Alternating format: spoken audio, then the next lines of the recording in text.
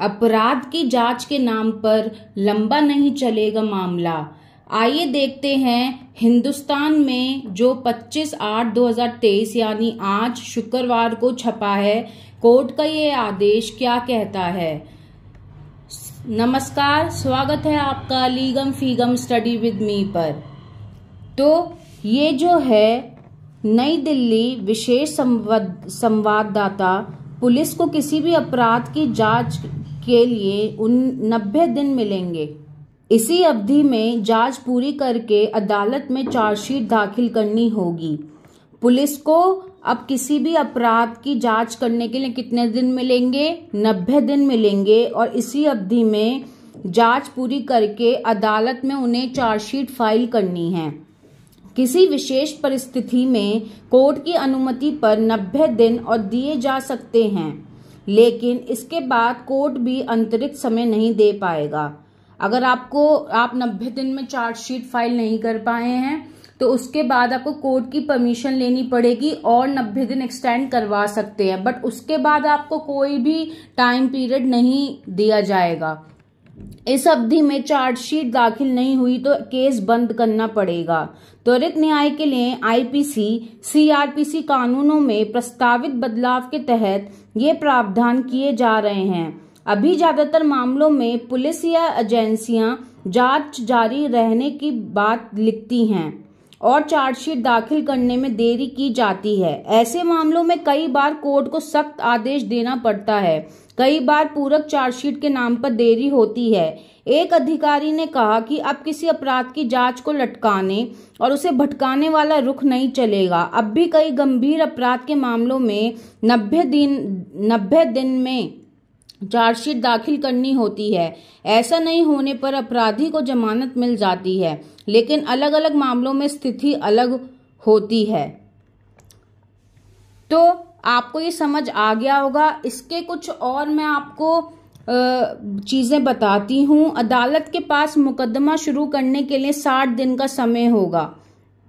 अगर अदालत को मुकदमा स्टार्ट करना है तो उसके पास कितना दिन का समय होगा? 60 दिन का। एक बार जब पुलिस द्वारा चार्जशीट दायर हो गई तो अदालत के पास मामले में आरोप तय करने और मुकदमा शुरू करने के लिए 60 दिन का समय होगा।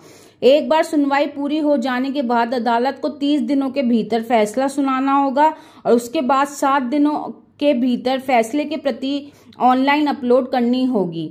कुछ मामलों में फैसले का समय 60 दिन तक बढ़ सकता है। अब देखते हैं, अधिवक्ता 2 बार कर सकेंगे स्थगन की मांग। बार बार स्थगन की संस्कृति को समाप्त करने के लिए प्रस्तावित कानून एक अधिवक्ता द्वारा किसी मामले में स्थगन की मांग करने की संख्या को 2 तक सीमित करेगा। किसी भी वकील की अन्य अदालत में उपस्थिति कार्यवाही में देरी का आधार नहीं हो सकेगी। मतलब वकील 2 से बार एडजर्नमेंट के लिए जो है कह नहीं सकता, बार बार 2 बार से ज्यादा वो एडजर्न नहीं कर सकता। क्या नहीं एडजर्न कर सकता? अपनी अपीयरेंस। तो आई होप ये आपको समझ आ गया होगा। बदलाव की संसदीय समिति करेगी समीक्षा। प्रस्तावित बदलाव की संसदीय समिति समीक्षा करेगी।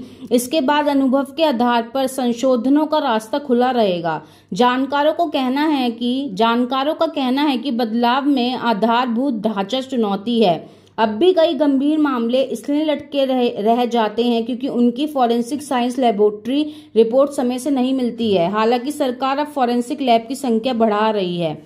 तो ये जो हिंदुस्तान में आया है कोर्ट का आदेश बहुत ही महत्वपूर्ण है। इसकी जानकारी सभी को होना बहुत आवश्यक है। मैं बार बार कहती हूँ, सिर्फ जो है कानूनी जानकारी सिर्फ उन्हीं को नहीं होनी चाहिए जो वकालत कर रहे हैं, अधिवक्ता हैं, बल्कि हम सबको as a people of India, जैसे संविधान कहता है we are the people of India, तो हम सबको एक एज अ ऑर्डिनरी पर्सन भी इन सब चीजों की जानकारी होनी चाहिए। तो अगर आपको हमारी ये वीडियो अच्छी लगी हो तो लाइक जरूर करें, शेयर करें और सब्सक्राइब जरूर करें। आपका बहुत बहुत धन्यवाद ये वीडियो देखने के लिए।